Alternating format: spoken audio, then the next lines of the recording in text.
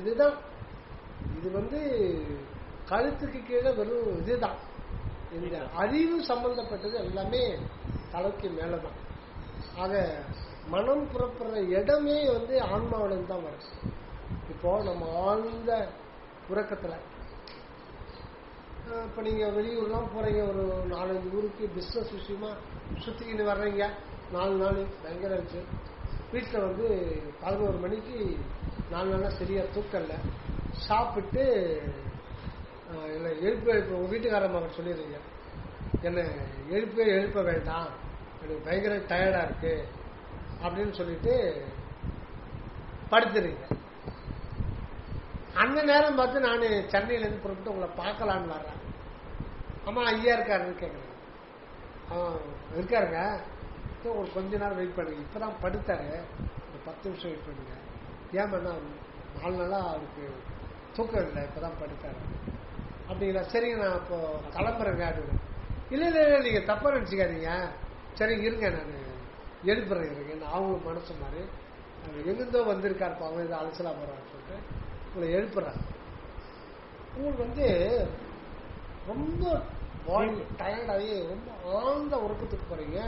வீட்டுக்காரம்மா எழுந்துக்க சொல்றீங்க, உங்களால எழுந்துக்க முடியல, அந்த இல்லாத நிலைக்கு போயிடுறீங்க, இல்லாத ஒரு சூன்ய நிலைக்கு போயிடுறீங்க. அப்ப உங்களுக்கு எதுவுமே தெரியாது, எதுவுமே உங்க இருப்பு உங்களுக்கு தெரியாத ஒரு நிலை, சூன்ய நிலைக்கு கிட்டத்தட்ட நாம இல்லை. அப்படியே எழுந்துக்கிறீங்க. இப்போ ஃபர்ஸ்ட் எழுந்த உடனே இது மாதிரி கோசல்ராமன் வந்திருக்காரு அப்படின்னா உங்களால இதாக ஒரு ஃபியூ செகண்ட்ஸ் அப்சர்வ் பண்ணுவீங்க. ஏன்னு கேக்குறீங்களா, நீங்க ஏதோ ஒரு இடத்துல காணாம போயிட்டீங்க, ஒரு சூன்ய வெளியில நீங்க காணாம போயிட்டீங்க. நீங்க திருப்பி அங்கிருந்து எங்க வர்றீங்க, உள்ளிருந்து தான் வர்றீங்க. அதுதான் முக்கியம். நம்ம எங்கிருந்து காணாம போனோம், எங்க போனோம், எப்படி போனோம், எதுக்காக போனோம் தெரியாது. தூங்குறது மூளைக்கு ரெஸ்ட், இதை தவிர நமக்கு வேற எதுவும் தெரியாது. தூங்குறது அவசியம், வேலை செய்யறோம், ரெஸ்ட் அவசியம், மூளைக்கு ரெஸ்ட், ஓய்வு தேவை, இதுதான் தூக்கம். இந்த டெபனிஷன் தான் நம்ம சொல்ல தெரியும். ஆனா எப்படி நாம இல்லாம போறோம், இருக்கிற அந்த உணர்வு எப்படி மறையுது, அது எப்படி சாத்தியம் அப்படின்னா அதுக்கு சொல்ல தெரியல. ஆனா ஏதோ நம்ம அறிய முடியாத ஒரு இடத்துல, தெரியாத ஒரு இடத்துல நாம இல்லாமல் போறோம். நம்ம இதுவரையில பார்த்த இந்த உலகம், அப்பா அம்மா பொண்டாட்டி பிள்ளைங்க ஒண்ணும் கிடையாது, நத்திங், எதுவுமே கிடையாது. ஆனா எனக்கு இருக்கு, உங்களுக்கு தாங்க இல்லை. அதையும் பழையபடி உலகம் இயங்கிட்டாங்க, உங்க நிலையில எதுவும் கிடையாது. அப்போ திருப்பி வர்றீங்க, எங்கிருந்து வர்றீங்க, உள்ள எங்கேயோ உள்ளதான், உங்களுக்குள்ளதான் மறைஞ்சிருக்கீங்க. அது ஒரு வெளி, அந்த வெளிதான் பெருவெளி. பெருவெளியில நீங்க மறைஞ்சிருங்க, ஆன்ம சித்தாகாசல மறைஞ்சிருங்க. அங்கிருந்து அந்த உணர்வு வருது, அப்போட ஆன்மா வரல. ஆன்மா அது இன்னும் பூரண அனுபவப்பட்ட பிறகுதான் அது விழிப்பு நிலைக்கு வரும். உணர்வு உயிரில கலக்குது. உயிர் ஏற்கனவே இருக்கு நமக்கு. நீங்க தூங்கிட்டு இருந்தாலும் இதயம் இயங்குது, உரையில் இயங்குது, ரத்தம் ஓடுது, எல்லா பங்கனும் இருக்கு. எதனா ஒண்ணு கூட பங்கன் இல்லாம இல்ல. எறும்பு ரொம்ப கட்டிச்சுன்னா ஆட்டோமேட்டிக்கா உங்க செய்தி மூளைக்கு போய் நீங்க தூங்கிட்டே இருப்பீங்க, தட்டி விடுவீங்க. மூளை கூட ரெஸ்ட் கிடையாது, alert, every thing in alert condition தான். ஆனா ரெஸ்ட் எடுக்கணும், ஓய்வு எடுக்கணும். அது நீங்க அப்படியே உட்காந்துக்கலாமே, அப்படி உட்காந்துக்கலாமே, தப்பு இல்லையே. ஆனா அப்படி உட்காந்தா மறுநாளை காலையில டயர்டா தான் இருக்கும். நீங்க தூங்கினாதான் அங்க சக்தி கிடைக்கும் ஃப்ரெஷ்ஷா. அதுதான் ஒரு சீக்கிரம். அப்போ அந்த இடத்துல உணர்வுல கலந்து, அந்த உணர்வுல இருந்து மனம் உதிக்கணும். அப்ப அந்த உணர்வு எங்கிருந்து வருது, ஆன்மாவில உயிரில கலக்குது. எதுக்கு சொல்றேன்னா, உயிர் தத்துவம் தான், அதனால அதுக்கு அகப்புறம்னு பேர். நம்ம தூங்கிட்டா இல்லாம போனோம், ஆனா நமக்கு இருக்கிறது நமக்கு தெரியாது. ஆனா என்னுடைய இதை இயங்குது, தூங்கிட்டு பார்த்தா அவங்க பாடி பார்த்தா தெரியுமே, அப்படியே எக்ஸ்பெண்ட் ஆகும். சில பேருக்கு அதிகமா குறைச்சவர்களுக்கு வயிறு பெருசா வீங்க எலாஸ்டிக் மாதிரி எழுந்து எழுந்து அடங்கும். இந்த நாய்க்கெல்லாம் பார்த்தா ஏதோ தூங்கிட்டு இருக்கோம் அப்படி வரும். அப்ப உயிர் இருக்கு இல்லையா? அப்ப அந்த உயிருக்கு நமக்கும் அந்த தூங்குற நேரத்தில் அந்த உணர்வு துண்டிக்கப்படுது. காரணம் அந்த உயிர்ல உயிரும் இருக்கு, உணர்வும் இருக்கு, ஆற்றலும் இருக்கு, அதுக்கு ஒரு வடிவமும் இருக்கு. இது நாளும் சேர்ந்தது தான் ஜீவன். இதுதான் ரொம்ப ரொம்ப முக்கியமானது. இதுல உணர்வு மட்டும் ஆண்டவர் வித்ட்ராவல் பண்றார், இழுத்துட்டு ஆன்மாவோட போய் அடக்கி விட்டுறார். அப்ப டோட்டலா எல்லாம் சூன்யமாயிடும். அப்ப அந்த உணர்வு எவ்வளவு முக்கியம் பாருங்க. அந்த உணர்வு வந்தாதான் நாம நடக்க முடியும். தூக்குத அதனால எதுவுமே பண்ண முடியாது. அந்த உணர்வு வந்தாதான் இந்த ஆற்றல் எல்லாமே அதுல கலந்துரும். உணர்வுல ஆற்றல் தெரியும். ஆக எதுக்கு சொல்றேன்னா, அப்ப அந்த ஃபியூ செகண்ட்ஸ் உங்களால எதையுமே இது பண்ண முடியாது. ஒரு 5 செகண்ட் ஆகுது. சின்ன பசங்களுக்கு 10-20 செகண்ட் கூட ஆகும். நமக்கு ஒரு 5 செகண்ட் வரல வெயிட் பண்ணு. அதுக்கப்புறம் தான் நாம ரீகால் ஆகும், மூளைக்கு போய் ரீகால் ஆகும். நீங்க சொன்னது அப்ப மனம் எங்கிருந்து வருது? மேலெடுத்துங்க. அப்புறம் ஏன் நீங்க நான் இங்கிருந்து புருவ மத்தியில செலுத்தணும் இதையே திருப்பி திருப்பி சொல்லும் போது அது என்ன, அது ஐயோ இது கஷ்டமான காரியம். இயல்பா செய்ய வேண்டியத நாமளே கஷ்டமா மாட்டோம். சில பேர் இந்த காலேஜ் பசங்க சொல்லுவாங்க, என்னடா டெய்லி எதனா ஒன்று பேசிக்கிறீங்க. ஒருத்த வருவான் பக்கத்து இதுல இருந்து என் வச்சா டாபிக் போட்டு பேசுறான். என்ன டாபிக் போடுறான்? அவன் ஏதோ ஒரு டாபிக் சொல்லிட்டு போயிடுவான். இவனுங்க ஃப்ரீயா பேசுறத விட்டு போயிடும், அதை பத்தி பேசுவாங்க. அவன் டாபிக் வச்சு போயிடுவான். அது இவனுக்கு ரொம்ப சங்கடமாயிடும். அது மாதிரி நான் தியானம் பண்ண போறேன், டாபிக் போட்டாலே போச்சு. ஏன்னா நம்முடைய இயல்பே நம்ம நிலையில இருக்கிறது தான்.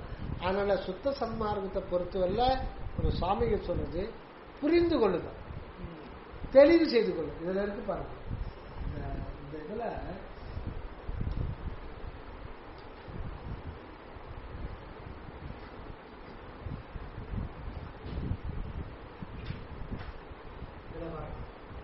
அற்பெருஞ்சோதி ஆண்டவர் தான் நம்முடைய உண்மையான அகவடிவம் என்பதை தெளிவு செய்து கொள்ள வேண்டும். என்ன பாயிண்ட் பாருங்க, கிளாரிஃபை பண்ணிக்கோ. அங்க ஏதாவது பிராக்டிக்ஸ் இருக்குங்களா? அதனால வள்ளல் பெருமான்கிட்ட கேட்டவர்கிட்ட ஒருத்தர் சொல்றாரு, எதனா ஒரு சாதனம் சொல்லுங்க சாமி இந்த ஆத்மா கிடைத்தறதுக்கு அப்படின்னு சொல்லிட்டு. வள்ளல் பெருமான் தர்மச்சாலையில் இருக்கும்போது ஒரு சிவபக்தர் வர்றார். அந்த காலத்துல பக்குவம் கிடையாது. சுத்த சன்மார்க்கம் தோன்றனாலும் அவனுடைய உண்மையை சொன்னாலும் அதை உள்வாங்கிக்கிற பக்குவம் கிடையாது. அதனால சில விஷயம் சுருக்கமா சொல்லிட்டார்.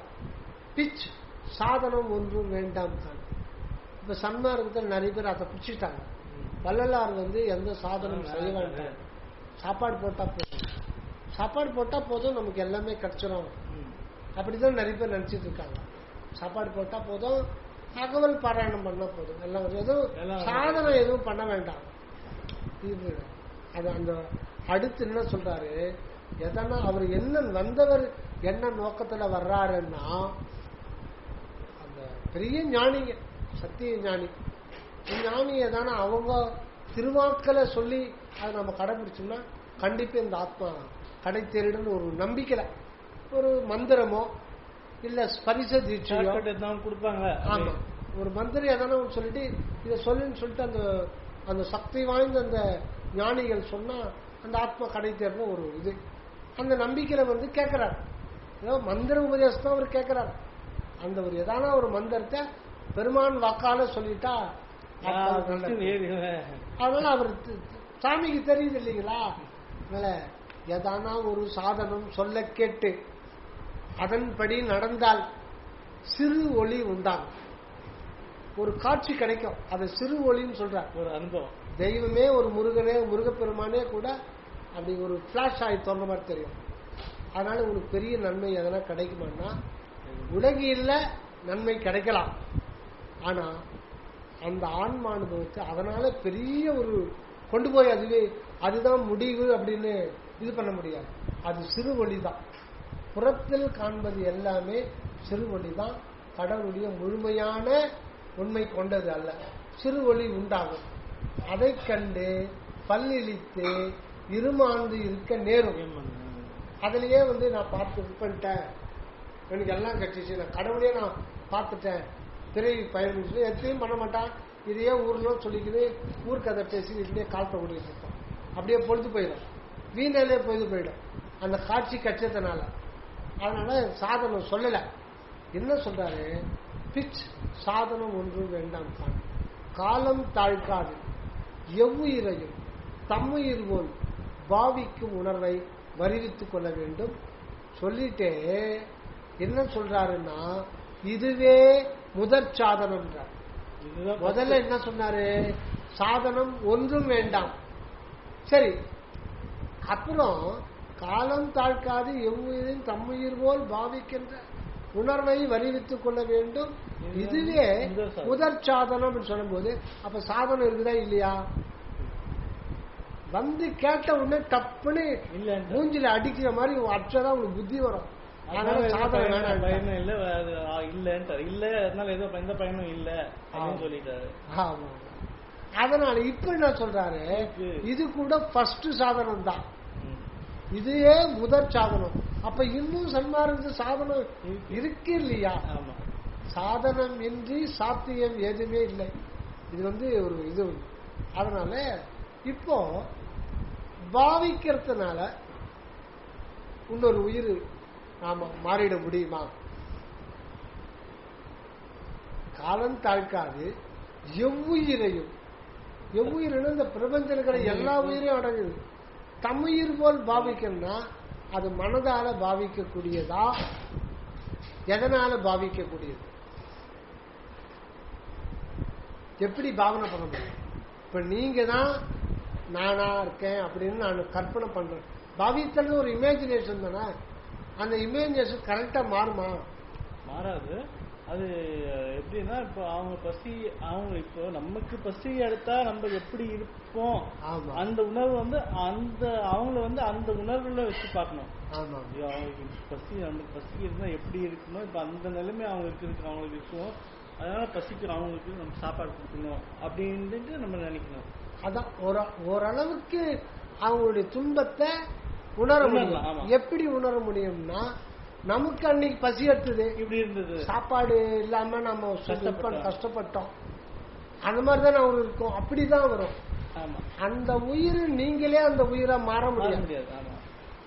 எல்லா உயிரும் எண்ணுயிராயின, எல்லா போகமும் என் போகமாயின, எல்லா உடம்பிலும் நான் புகுந்து கொள்வேன்.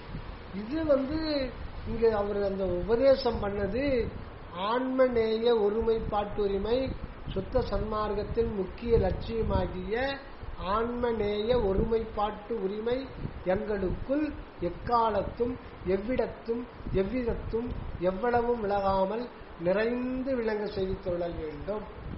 அதுவும் இதுவும் ஒண்ணுதான். உபதேசம் பண்ணாருங்கள, காலம் தாழ்க்காது எவ்வுயிரையும் தம்முயிர்வோம் பாவிக்க வேண்டும் அப்படின்ற இதுவும் ரெண்டுமே ஒண்ணுதான். ஆனா அதுல இது வேற. இங்க இந்த பாவித்தல் அப்படின்ற வார்த்தை நாம என்ன நினைக்கிறோம்னா, இமேஜினேஷன், ஒரு கற்பனை பண்ணணும், அந்த மாதிரி கருதணும் அப்படின்னு நினைக்கிறோம். அப்படி கிடையாது. பாவித்தல் அப்படின்னா அதுக்கு நிறைய அர்த்தம் இருக்கு. முதல்ல அந்த காலத்தெல்லாம் அப்பா உயிர் பிரிகிற நேரத்தில் 5 பேர் பசங்க இருப்பாங்க, நிலபுலன் இருக்கும். அந்த நிலம், அந்த மேலாண்டுகிறது கீழாண்டுகிற காக்கானு நீ வச்சுக்கோ, உந்த பாவிச்சுக்கோ. இந்த மேலாண்டுகிற வீடு, அந்த தோப்பு உந்தா நீ பாவிச்சுக்கோ, இப்படி சொல்லுவாங்க. அந்த பாவித்துக்குன்னா உன்னுடைய அனுபவத்துல அது கொண்டு வந்துடும், உன்னுடைய பயன்பாட்டுக்கு கொண்டு வந்துடும். இதுதான் அர்த்தம். கேள்விப்பட்டிருக்கீங்களா? இதை உந்த பாவிச்சுக்கப்பா, உந்த பாவிச்சுன்னா கற்பனை இல்லை. இது அடுத்தபடியான ஒண்ணு இருக்கு. இது வீடா, ஒருத்தர் ஃபாரினுக்கு போறாரு, வாடகைக்கு ஒருத்தர் விட்டார். ஃபாரின்ல அவருக்கு நிறைய வருமானம் வருது. இது நான் வாடகைக்கெல்லாம் விடல, ஊடா பாவிச்சுக்கும், இந்த ஊடா பாவிச்சுக்கும். அப்படின்னா உன் வீடு மாதிரி அனுபவத்தை கொண்டு வந்துடும் அப்படின்றது. அது கூட ரெண்டாவது தான். அவங்க சொத்து இது பண்றாரு பாருங்க, இந்த இது உந்தா உனக்கு நீ இது உந்தா பாவிச்சுக்கோ, இதை உந்தா பாவிச்சுக்கோன்னா தன்னுடையதா அனுபவத்தில் கொண்டு வருதுதான் பாவித்தல். ஆக எவ்வுயிரும் தானாக நிற்றல் வேண்டும். இதுதான் சுத்த சன்மார்க்கத்தில் யாவும் தானாய் நிற்றல், யாவும் தானாய் நிற்றல் அந்த ஒரு நிலை வர. இதுதான் எத்துணையும் வேதமுறாது, எத்துணையும் வேதமுறாது. ஒரு அரிக்கா % கூட அந்த டிஃபரன்ஸ் இருக்க.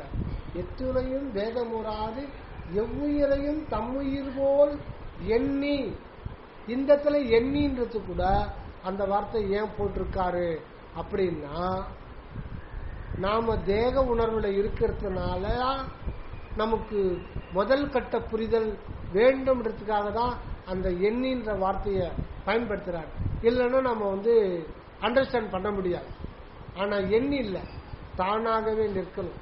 அதான் யாவும் தானாக நிற்கும். அப்படின்னா இது எவ்வளவு பெரிய சாதனம். அப்படி ஒவ்வொரு உயிரும் தானாகவே நிற்கணும் அப்படின்னா அதுக்கு சாதாரண மனதாலேயோ சாதாரண அறிவாளியான அருள் உணர்வினால்தான் அது சாத்தியப்படும். அந்த அருள் உணர்வு நிலைக்கு போயிட்டா, அந்த அருள் உணர்வு தான் கடவுளா இருக்கும்.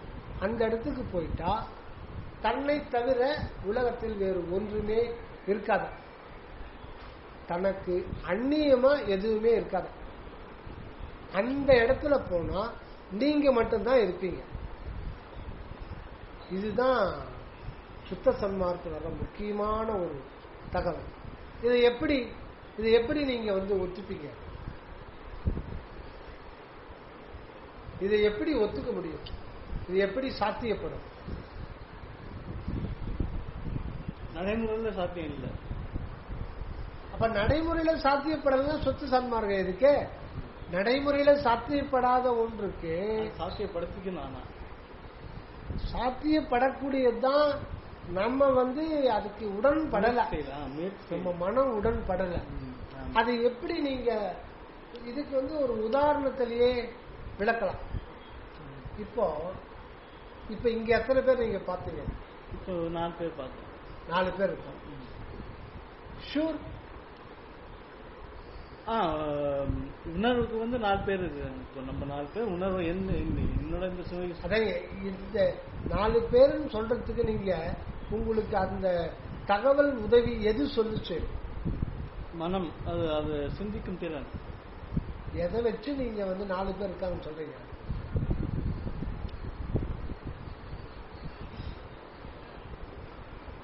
நாலு பேர் இருக்காங்க அப்படின்னு நான் சொல்றேன். உயிரோட்டமா இருக்கிறாங்க. அதனால உயிரோட்டமா இருக்கிறதால கண்ணு தானே.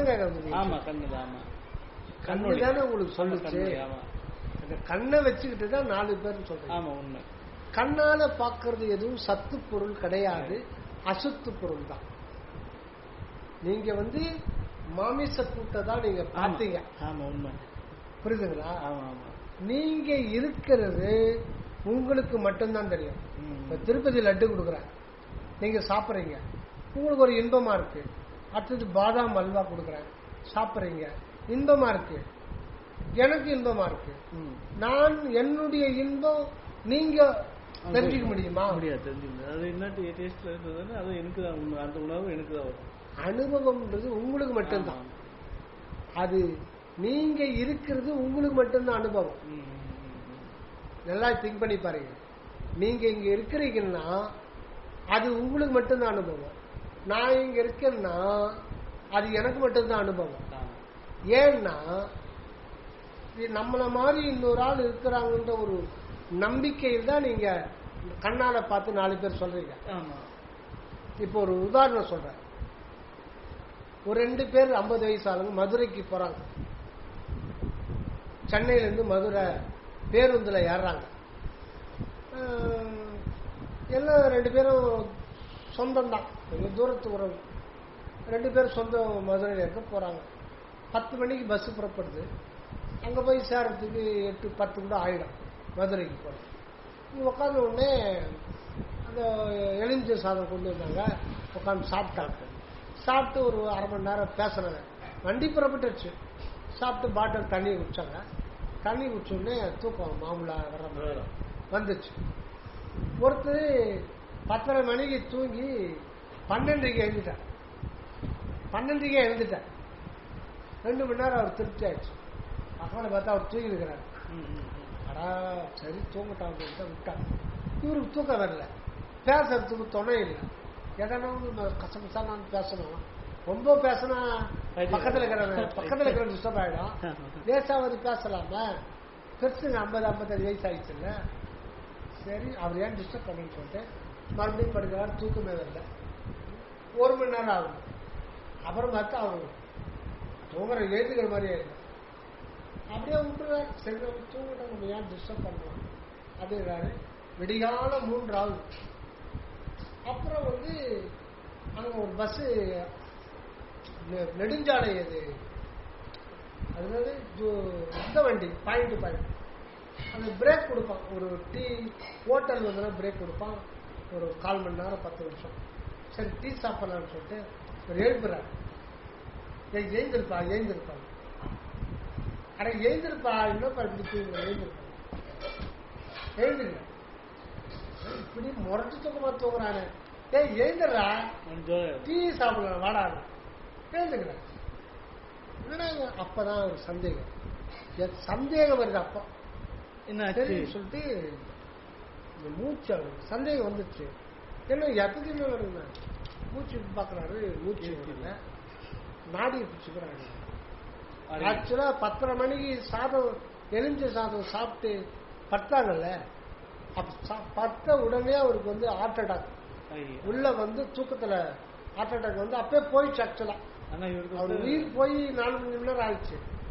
ஆனா இவரு 5 மணி நேரமா இடையில அவர் தூங்கி இருக்கிறாரு நினைச்சுக்கிறாரு. ஏன் ஒருத்தர் இருப்பது ஒருத்தருடைய இருப்பை நீங்க எப்படி அறிஞ்சுக்கிறீங்க?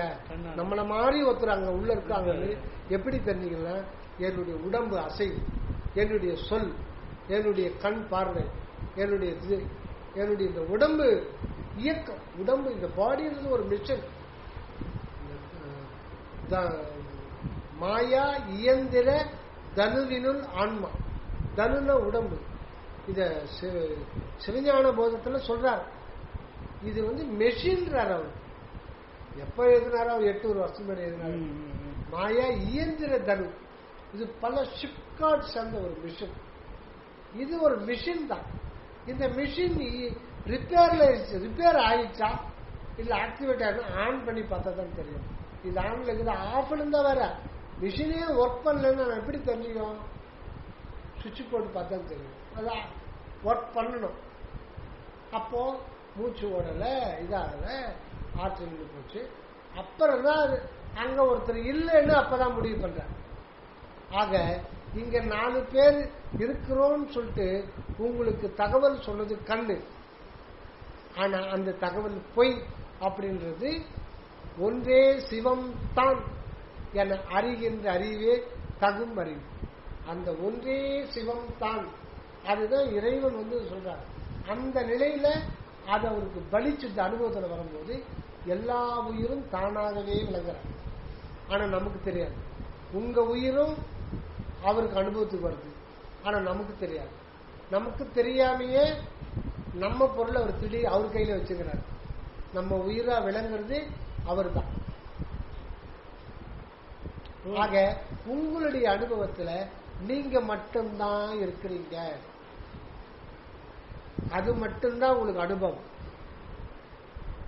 ஒரு மீட்டிங்க்கு போறீங்க. நவல்பூர்ல நடத்தணும். 70 பேர் வந்தாங்க. ஆனா உண்மையில ஒருத்தர் தான் இருக்கிறோன்றது தான் உண்மை. அதனால ஒன்றென காணும் உணர்ச்சி என்று உருமோ. ஒன்றென காணும் உணர்ச்சி என்று உருமோ. அந்த கடைசி நிலையில் தான் வரலாறுக்கு அந்த பலவில் பொருந்தும் குணம் வந்தது. அதுதான் அருங்குணம். பலவில் பொருந்தும் குணம்னா இப்ப என்னுடைய உயிர், என்னுடைய உடம்பு, என்னுடைய மனம், என்னுடைய செல்கள், என்னுடைய அனுபவங்கள் எல்லாத்திலும் அவர் வந்து பொருந்தி தன்மயமா மாத்திக்குவார். அப்போ வள்ளலாருடைய அனுபவத்துல இந்த பிரபஞ்சத்தை முழுதுமே அவர் மாத்திரம்தான் இருக்கார். இன்னொரு வகையில சொல்லணும்னா அருட்பெருஞ்சோதி ஆண்டவர் ஒருத்தர் தான் இருக்கார். அது மட்டும்தான். அதான் ஒன்று என்பதுதான் உண்மை. இருப்பு அப்படின்னாலே அது சத்து பொருள் சம்பந்தப்பட்டதுதான். அதை இதை வச்சே நீங்க தெரிஞ்சுக்கலாம். நீங்க தனியே யோசனை பண்ணி பாருங்க. இருக்கிறேன் இருக்கிறேன்ற அந்த உணர்வு நீங்க இருக்கிறது உங்களுக்கு மட்டும்தான் சாட்சி. அப்ப உங்களுக்குள்ள நீங்க போயிட்டா என்ன ஆகும்? ஆனா நம்ம அதுக்குள்ள போகல. அதைத்தான் வந்து ஆண்டவரே சொல்றாரு வள்ளலார் மூலமா.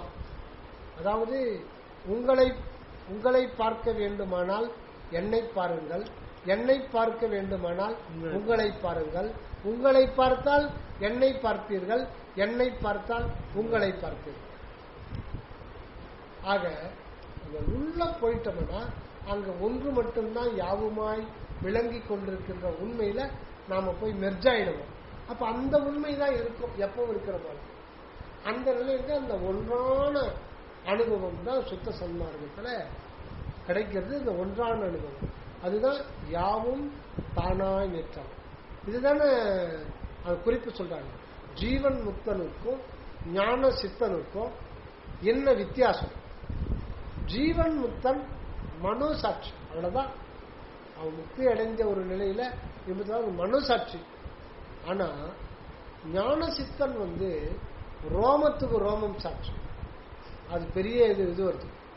அது இவருடைய தொழில் வந்து யாவும் தானாய் நிற்றல், எங்கும் சுற்றுதல். எங்கும் சுற்றுதல்னா அது எங்க சுத்தின்னு அர்த்தம் இல்லை.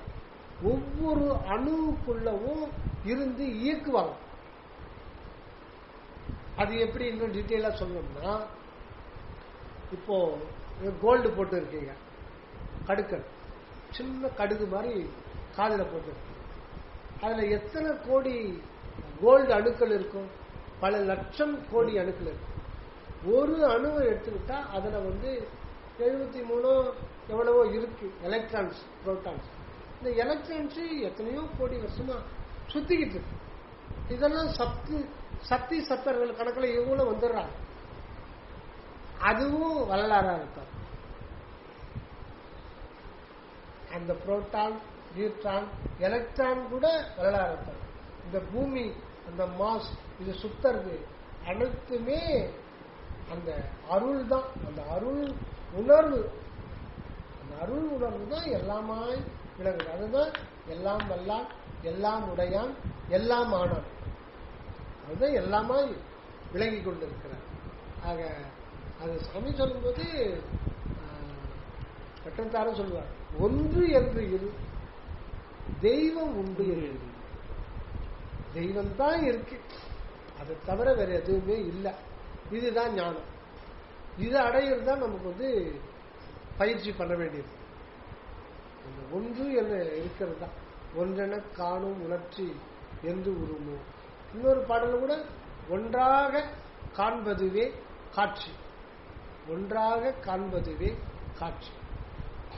ஒன்றேனா இது அப்படின்னா அது இப்போ எல்லா உயிரும் தான் நம்ம உயிர் மாதிரி இருக்கணும் அப்படின்ற அந்த ஒரு இதுதான் ஒன்றேன இது அப்படின்றதும் அதுதானுங்களா?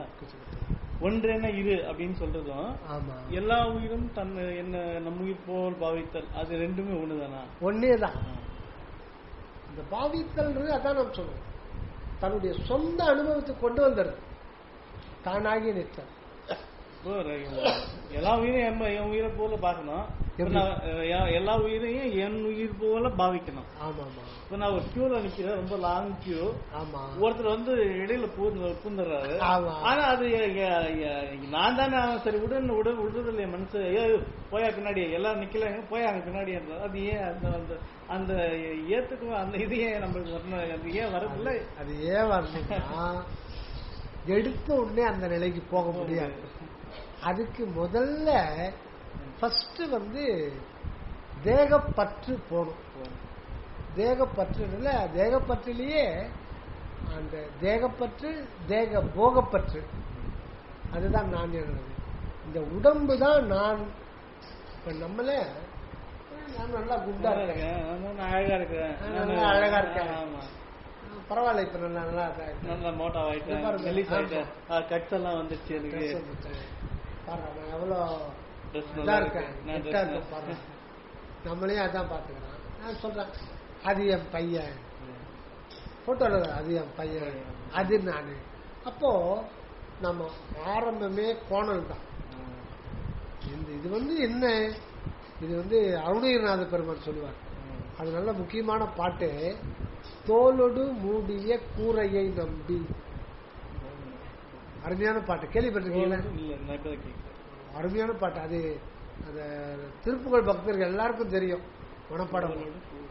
தோலொடு மூடிய கூரையை நம்பி, இதுலயே எல்லாம் அடங்கி போச்சு. நம்பி, இதை நம்பி, உன்னை நம்பி கேட்டண்டா அப்படின்னு சொல்றோம்ல. நம்ம நம்பி இதைத்தான் நம்பி இருக்கு, இதைதான் பேஸா வச்சிருக்கோம். இது என்னன்னா இந்த மேல் கூரை, இந்த கூரை தான் நமக்கு பெரிய பிரச்சனையாக, இந்த கூரை தான் பிரச்சனை. இப்போ சில பேரு இந்த ஒரு படத்துல வரும், விவேக் ஒரு சூட்கேஸ் எடுத்து வருவான், மொத்த ஒரு குண்டு ஒரு சூட்கேஸ் எடுத்து வருவான். இவனுக்கு அர்ஜென்ட்டா வந்து விவேக் டாய்லெட் வந்துடும். யாருக்கிட்ட கொடுத்து போறது, நல்ல ஆளா பார்த்து கொடுத்து போனா மொத்த ஒரு குண்டு வருவான், பார்க்கறதுக்கு நல்லா சங்கின்னு போட்டு வருவான். அவனும் சூட் கேஸ் எடுத்து வரான், இவனை மாதிரி. சரி இவனும் சூட் கேஸ் வச்சுன்னு இருக்கான். அதனால வந்து களவாட்டு போக மாட்டான். இந்த மாதிரி குண்டு இதை பார்த்துக்க, நான் டாய்லெட் போயிட்டு வரேன். அப்புறம் இவன் போயிட்டு வந்துடுவான். இவனால இவன் மாதிரியே வச்சுக்கிறான் அப்படின்னு சொல்லிட்டு அது தந்து பார்ப்பான். அந்த ஏகப்பட்ட கேஸ் இருக்கும். சரின்னு சொல்லிட்டு அதே மாதிரி சூட்கேஸ் இவன் வச்சுட்டு இவன் எஸ்கேப் ஆயிடுவான். இவன் போயிட்டு வருவான், ஐயோ என் ஆளை காணுமே அப்புறம் பார்த்தா சூட்கேஸ் சூட்கேஸ் வச்சுட்டு போயிருக்கான் அப்படின்னு பார்த்தா அது அந்த பார்த்தா செங்கல் தான். இவன் வந்து வச்ச பொருள் எல்லாம் நல்ல பொருள், அங்கிருந்து மண்ணங்கட்டி தான் இருக்கு.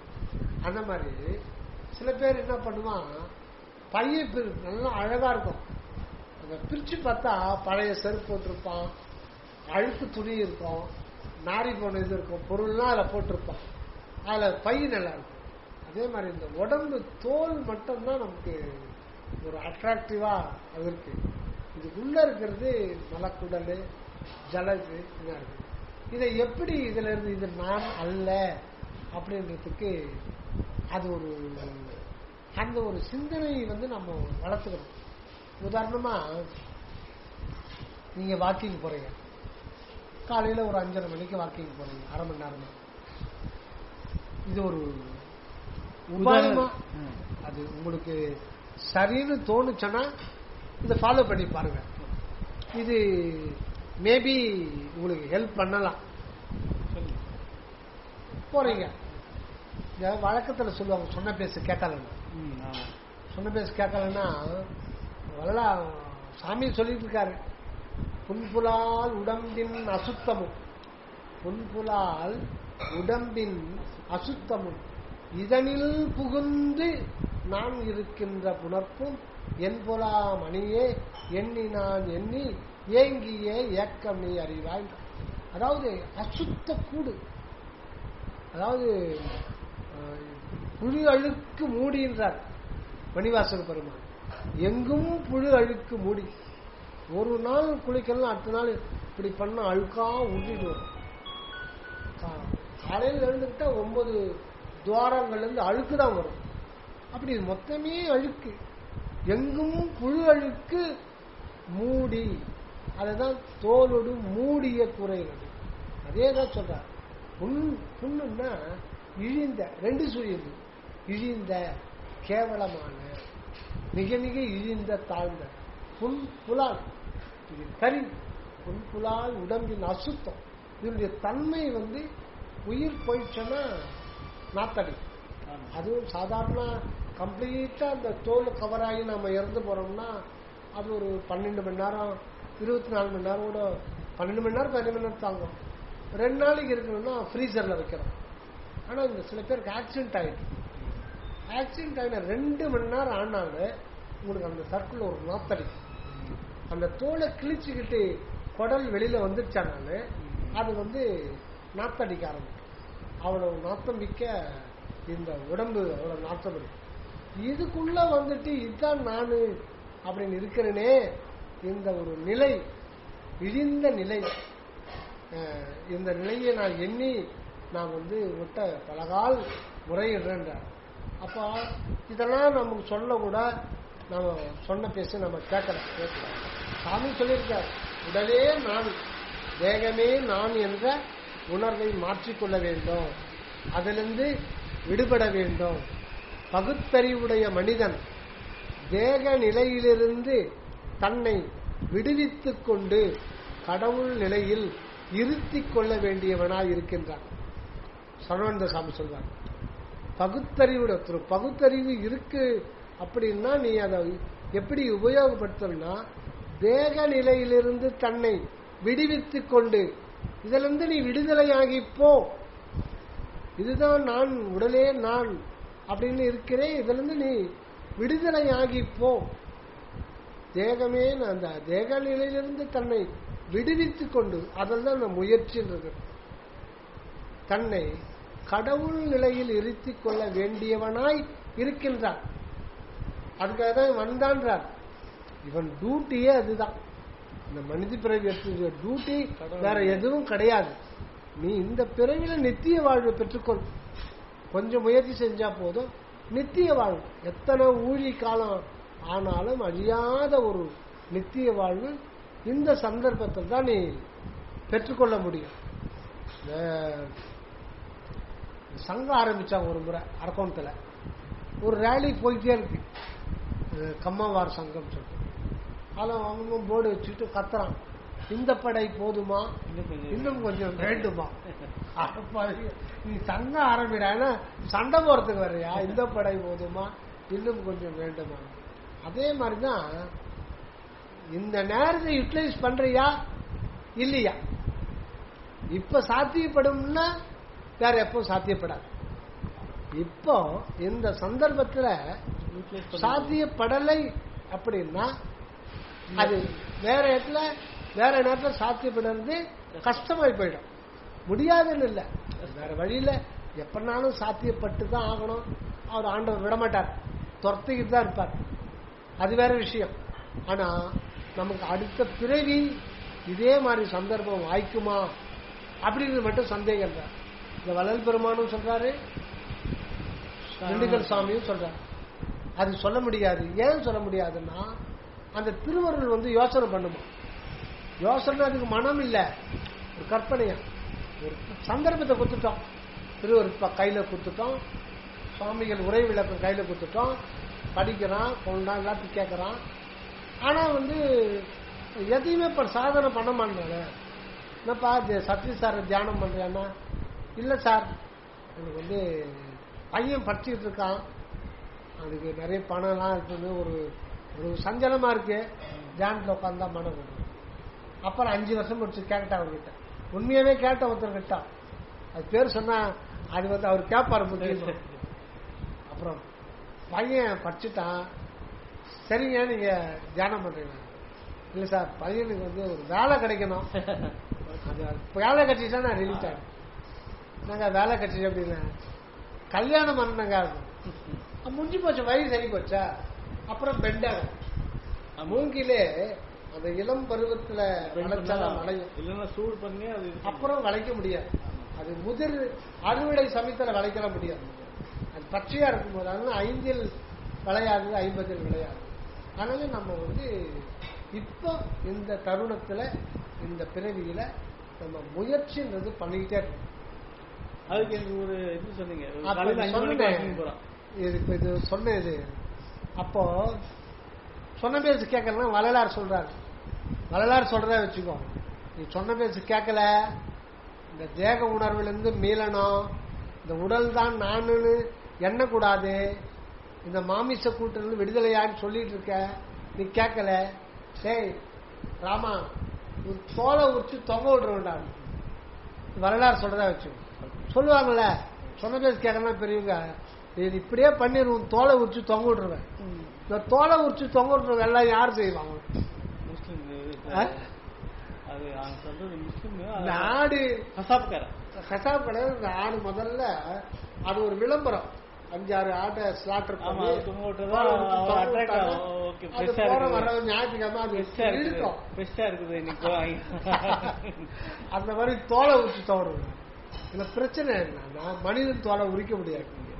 சரி இருக்கட்டும், நாம சாமி தோலை உரிக்கிற வரையில நாம வெயிட் பண்ண வேண்டாம், நாமளே தோலை உரிச்சுப்போம். நான் வாக்கிங் போறேன், என் தோலை உரிச்சுட்டேன், கம்ப்ளீட்டா உரிச்சுட்டேன். இப்போ என்னுடைய கண்ணு எக்ஸ்ரே கண் அப்படி இருந்த வெளியே தோலை உரிச்ச பிறகு இதயம் டப் டப் டப்புன்னு நல்லா தெரியுது, துடிக்குது, இடிக்குது, நுரையீரல் சுருங்கி விழுது, கிட்னி தெரியுது, மலப்பை தெரியுது. காலையில மலம் கழிக்காதான் வாக்கிங் போறேன். வாக்கிங் போயிட்டு வந்த பிறகுதான் ஆளை 1/2 கிலோ மலம் இருக்கு, அதுவும் தெரியுது. அப்ப மொத்தம் எலும்பு ரத்தம் ஓடுது எல்லாம் நல்லா எனக்கு தெரியுது. ஏன்னா தோலை உரிச்சிட்டல, தொங்க விடலான நடக்க விட்ட அந்த உடம்பு அப்படியே இமேஜின் பண்ணுங்க. இமேஜின் பண்ணி தோல் இல்லாம நீ நடந்து போகணும். அப்ப உங்க கூட இதயம் வருது, நுரையீரல் வருது, இதயம் துடிச்சுக்கிட்டே இருக்கு, துடிச்சுக்கிட்டே உங்க கூட வருது, நுரையீரல் சுருங்கி விரிஞ்சிக்கிட்டே வருது, ரத்தம் பாட்டுக்கு ரத்தம் ஓடுது, எல்லாம் தெரியுது. இப்ப இதுதான் நீங்களா? அப்போ அது நம்ம மனக்கண்ணால் நினைச்சு பார்க்கணும். பல 200க்கு மேற்பட்ட ஆர்கான்ஸ் நம்ம உடம்புல இருக்கு. இதெல்லாம் சேர்த்து ஒரு பையில போட்டு அமுக்கி ஜிப்ப போட்டு மூடி நமக்கு கொடுத்துருக்காங்க. இப்ப அந்த உண்மை மறைபட்டு விட்டதுனால்தான் இப்ப பிரச்சனை. இந்த தோலை எடுத்துட்டு அப்பப்ப நீங்க இமேஜ் பண்ணி பார்க்கணும். இந்த உள்ள இதயம் நுரையீரல் இதுல எது நீங்கன்னு சொல்லுவீங்க? எந்த பார்ட்ட நீங்கன்னு சொல்லுவீங்க? உங்களுக்கு சம்பந்தப்பட்டதுனாவது உறுதியா சொல்ல முடியுமா? உங்களுக்கு சம்பந்தப்பட்டது எனக்கு சொந்தம் அப்படின்னா உங்க சொந்தக்காரன், உண்மையான சொந்தக்காரன் உங்களுக்கு துரோகம் செய்வானா? உண்மையான சொந்தக்காரன் உங்களுக்கு துரோகம் செய்வானா? செய்ய மாட்டான். ஆனா இதையும் செய்த திடீர்னு உள்ள அடிச்சுக்குத, பைபாஸ் சர்ஜரி பண்ண சொல்ல. ஆக இதுக்கு உண்மையில உங்க கூட இருக்க கண்டி உங்களுக்கு எப்ப ஒன்னாலும் உங்களுக்கு எதிராக வேலை செய்ய ஆரம்பிச்சோம். எல்லாமே இதே மாதிரிதான். ஆக இதுக்கும் நமக்கும் சம்பந்தம் இல்லை அப்படின்றத உணர்றதுக்கு தோலை உரிச்சு தொங்கப்பட வேண்டாம். தோலை உரிச்சு வாக்கிங் போயிடும். வாக்கிங் போகும்போது இப்படி ஒரு இமேஜ் பண்ணி பாருங்க, அது கிளீனா அதுல அப்ப இது நாம இல்லைன்னா எது நாம இருக்கோம்? அப்போ கவனத்தை உள்ள செலுத்தணும். அந்த ஒன்றில் அந்த இருப்பை குறித்த ஒரு கவனம், அதை பற்றி ஒரு கிளாரிட்டி, அதை நாமத்தான் பண்ணிக்கணுமே ஒழிய நூல்கள் வழிகாட்டும். ஆனா கிளாரிபிகேஷன் அனுபவம், உங்களுடைய எக்ஸ்பீரியன்ஸ் தான். அதனால நாம தான் மனதை தீட்டி உள்ள ராக்கெட் மாதிரி அனுப்பிச்சு நான் எதுவா இருக்கிறேன், நான் எதுவா இருக்கிறேனோ அதுவா தான் இருக்கிறேன். ஆனா ஏன் தெரிய மாட்டேங்குது? அந்த ஒரு உணர்வு, இந்த உணர்வு நிலைக்கு நம்மளை கொண்டு போகணும். அதாவது சுருக்கமா சொல்லணும்னா ஸ்தூல நிலையிலிருந்து விடுபட்டு சூக்கும நிலைக்கு ஏகி சூக்கும நிலையிலிருந்து காரண நிலைக்கு போயிடணும். ஐஸ் கட்டி இருக்கும். ஐஸ் கட்டினா இந்த துருவ பகுதியில் பனிப்பாறைகள் இருக்கும். இந்த ஐஸ் கட்டியை உடைக்கிறோம், அது அவ்வளவு லீஸா உடைய முடியாது. துருவ பகுதியில சூரியனே இல்லாம பல கோடி அது கல்லு மாதிரி இறுகி போயிருக்கும். அதை உடைக்க கூட முடியாது, கல்லு மாதிரியே மாறிட்டு இருக்காது. அது கூட இந்த வெப்பத்துல கொஞ்சம் உருகுதான் அந்த பனிப்பாறைகள், அதை பாறைன்னு தான் சொல்றாங்க. அப்போ அந்த நிலை விட்டு அது என்ன உருக ஆரம்பிக்கும் போது அது எடுத்த உடனே அது கடல்ல தான் வரும். இப்ப அந்த திட நிலையிலிருந்து அது என்ன மாறிடுச்சு, திரவ நிலைக்கு வந்துருச்சு. இப்ப கடவுள்ள வெயில் காய காய அது சர்ஃபேஸ்ல இருக்கிற அந்த மாலிகூல்ஸ் எல்லாம் அது H2O தனித்தனியா பிரிஞ்சிடும். பிரிஞ்சிட்டு அது தனித்தனியா காற்று மண்டல கலந்துரும்.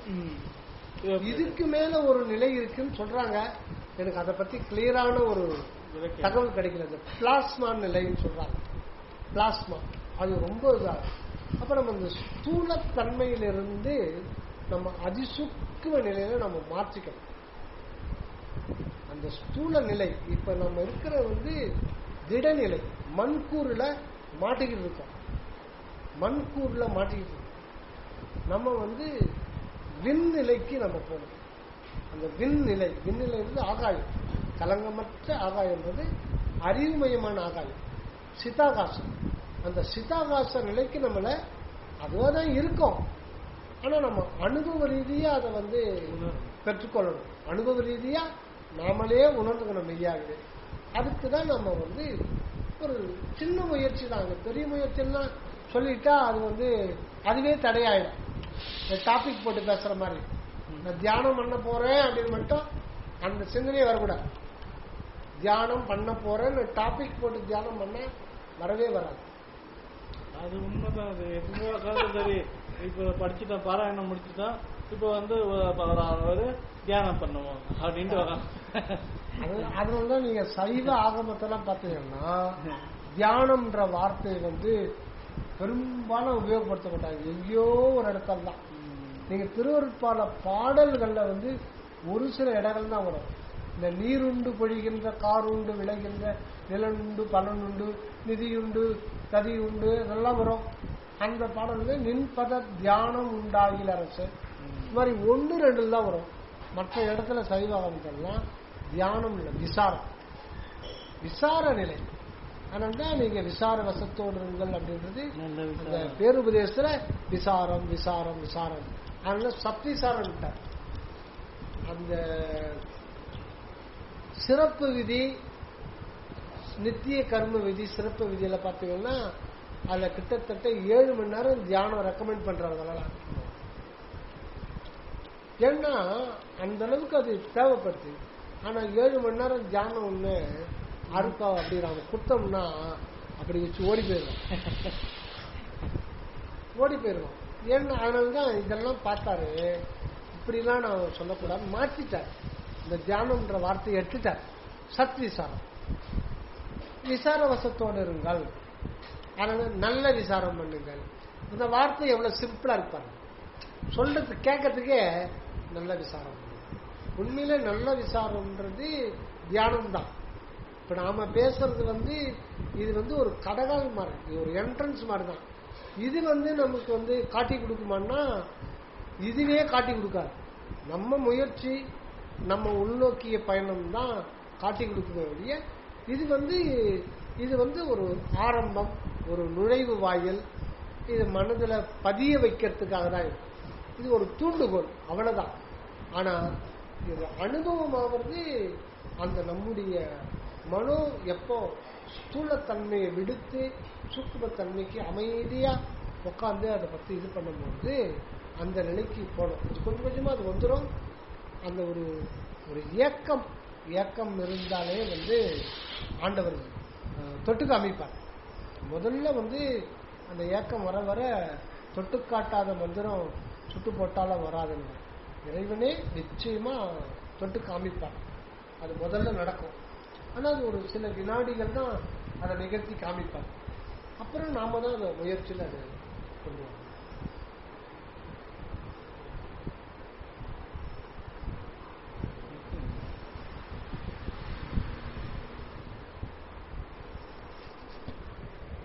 அதனை போட்டு